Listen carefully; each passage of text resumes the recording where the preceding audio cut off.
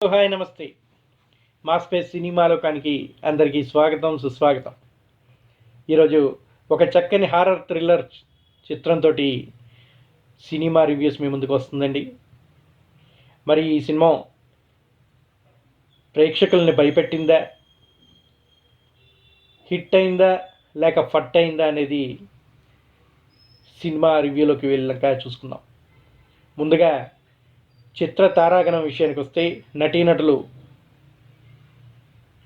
Trigun, Akhil Raj, Hebah Patel, Siri Hanumanthu, Prithviraj, mime Madhu తదితరులు నటించారు. ఈశా అనే పేరుతోటి ఈ చిత్రాన్ని తెరకందించారు. రచనా దర్శకత్వం శ్రీనివాస్ మన్నే, సంగీతం ఆర్ఆర్ ధ్రువన్, నిర్మాతలు పోతుల హేమ వెంకటేశ్వరరావు, సమర్పణ కేఎల్ దామోదర్ ప్రసాద్. క్రిస్మస్కి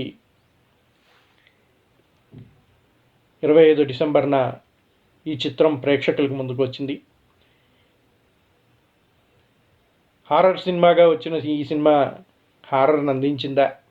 నిర్మాతలు బన్నీవాస్, వంశీ నందిపాటి మంచి ఫామ్లో ఉన్నారు. ఇటీవల వాళ్ళ నుంచి వచ్చిన లిటిల్ హార్ట్స్, రాజు వెడ్స్ రాంబాయ్ ప్రేక్షకులను మెప్పించాయి. మరి ఈసారి సినీ ప్రియుల్ని భయపెట్టేందుకు ఈశా అనే హారర్ చిత్రాన్ని బాక్సాఫీస్ ముందుకు తీసుకొచ్చారు వీళ్ళు.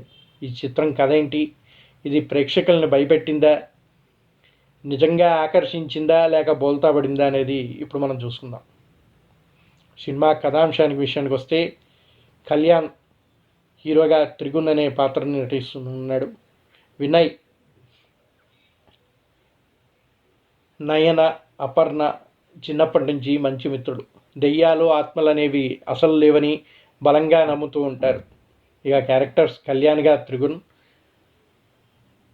వినయ్గా అఖిల్ రాజ్, నయనగా హెబ్బా పటేల్, అపర్ణగా సిరి హనుమంతు నటించారు.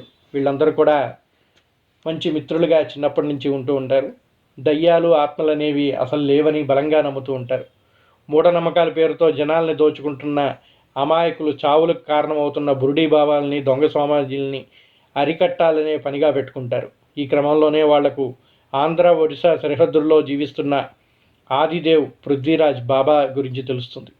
దీంతో అతని ఆట కట్టించేందుకు ఈ నలుగురు మిత్రులు సిద్ధమవగా ఆత్మలు ఉన్నాయని నిరూపిస్తా అని సవాలు అతని నుంచి వాళ్ళకి ఎదురవుతుంది. దీంతో ఆదిదేవ్ విసిరిన సవాల్లో భాగంగా ఆ మిత్రులంతా 3 రోజుల పాటు ఓ పాడుబడిన బంగ్లాలో జీవించేందుకు సిద్ధమవుతారు. మరి ఆ తర్వాత ఏమైంది? అక్కడ వాళ్ళకి ఎదురైన భయానక అనుభవాలేంటి? నిజంగా ఆ పాడుబడ్డ బంగ్లాలో ఆత్మలు ఉన్నాయా? ఆ నలుగురు మిత్రుల్ని చంపాలని పగతో ఓ గిరిజనుడు మైమ్మధు శరీరంలో దూరిన పుణ్యవతి ఆత్మ కథ ఏంటి అన్నది సినిమా చూసి తెలుసుకోవాలి. ఇక ఈ సినిమా విషయానికి వస్తే దయ్యాలు, ఆత్మలనేవి ఉన్నాయని నమ్మేవాళ్ళు ఎంతమంది ఉన్నారో లేవని వాదించేవాళ్ళు కూడా అంతేమంది ఉంటారు. ఈ ఈషా కూడా దయ్యాలు, ఆత్మలు ఉన్నాయా లేదా అనే కోణంతో సాగే కథతోనే రూపొందించాడు దర్శకుడు. నిజానికి ఈ తరహా కథల్లో నాయకులు దెయ్యాలంటే నమ్మకం లేని వాళ్ళుగా చూపించటం, దాన్ని సైంటిఫిక్గా నిరూపించే క్రమంలో భాగంగా వాళ్ళు ఎక్కడో మారుమూలలో ఉన్న పాడుబడ్డ బంగ్లాలో వెళ్ళి జీవించడం లాంటివి సాధారణంగా అన్ని సినిమాల్లో చూస్తూనే ఉంటాం. ఇది కూడా అలాంటి రొటీన్ ఫార్మెట్లోనే సాగే కథ. నలుగురు మిత్రులు వాళ్ళు చేసే పనులతో సినిమా ప్రారంభించిన దర్శకుడు ఆదిదేవ్ బాబాని వెతుక్కుంటూ వారు ప్రయాణం ప్రారంభించడం, మార్గ మధ్యంలో ఓ అనూహ్య ప్రమాదాన్ని ఎదుర్కోవటం కథను మలుపు తిప్పుతాయి. ఇక వాళ్ళంతా అది సవాల్ మేరకు పాడుబడ్డ బంగ్లాలో అడుగుపెట్టడం, కథలో సంఘర్షణ మొదలవుతుంది.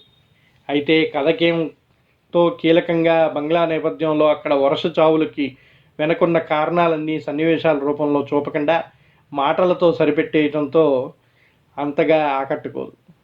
ఆ బంగ్లాలో తొలి రోజు నాయకులు ఎదురయ్యే ఓ భయానక అనుభవంతో ప్రథమార్థానికి విరామం ఇచ్చాడు దర్శకుడు. సినిమా అంతా కూడా ఊహకు తగినట్టుగానే ఉంటూ ఉంటుంది.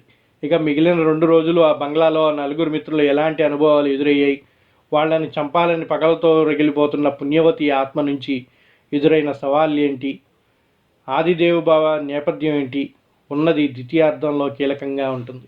కానీ వీటిలో దేనికి దర్శకుడు సంతృప్తికరమైన జవాబు ఇవ్వలేకపోయాడు.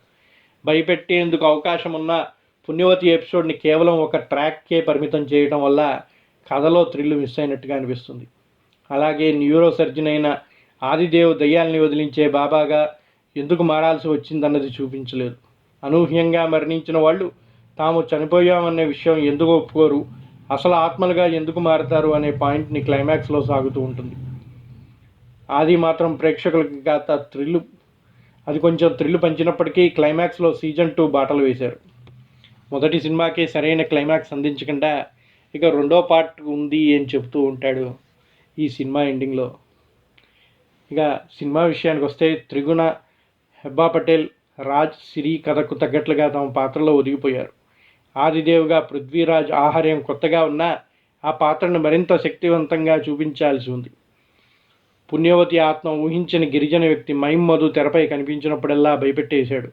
ఆయన ఆహార్యం కూడా బీట్ గొలిపేలా ఉంది. ఈ చిత్రానికి తన పాత్రే ప్రధాన ఆకర్షణ. మిగిలిన వాళ్ళు అంతంతగా నటించినప్పటికీ సినిమా అంతగా ఆకట్టుకోలేదని చెప్పచ్చు. దర్శకుడు ఎంచుకున్న కథలో కొత్తదనం లేదు. ధ్రువన్ సంగీతం, సంతోష్ విజువల్స్ ఆకట్టుకున్నా ప్రేక్షకులు హారర్ అనుభవాన్ని మాత్రం చూపించలేకపోయారు. ఇక సినిమా విషయానికి వస్తే ద్వితీయార్థంలోని హారర్ అంశాలు, థ్రిల్ పంచే క్లైమాక్స్ దీనికి బలంగా చెప్పచ్చు. బలహీనతల విషయానికి వస్తే అందరికీ తెలిసిన కథే. ఊహలకు అందే సన్నివేశాలు, ఏమాత్రం కూడా హారర్ ఎఫెక్ట్ని చూపించలేకపోయినటువంటి విజువల్ ఎఫెక్ట్స్ ఈ సినిమాకి మైనస్ పాయింట్స్గా చెప్పచ్చు. ఇక మాస్ బేస్ సినిమా లోకం ఇచ్చే రివ్యూ విషయానికి వస్తే ఈ సినిమాకి 2/5గా సినిమా లోకం రివ్యూ అందిస్తుంది. ఈ సినిమా రివ్యూస్ మీకు నచ్చినట్టయితే మర్చిపోకుండా ఒక లైక్ చేయండి. అలాగే 10 మందికి ఈ రివ్యూస్ అందే విధంగా షేర్ చేయండి. ఇప్పటివరకు ఎవరన్నా సబ్స్క్రైబ్ చేసుకోకుండా ఉండుంటే దయచేసి సబ్స్క్రైబ్ చేయండి. సినిమా రివ్యూసే కాదండి, మన ఈ స్మార్ట్ స్పేస్లో మరెన్నో విషయాలు అందిస్తూ ఉన్నాం. వాటిని కూడా ఒకసారి చూసి మమ్మల్ని ఆశీర్వదించాలని కోరుతూ ఉన్నాం. మరిన్ని చక్కని చిత్రాలతో సినిమా లోకం మీకు అందిస్తుంది మా స్పేస్ రివ్యూస్. మరో చక్కని చిత్రంతో మళ్ళీ మీ ముందుకు వస్తాం. అప్పటిదాకా బాయ్ బాయ్. జై హింద్, జై భారత్.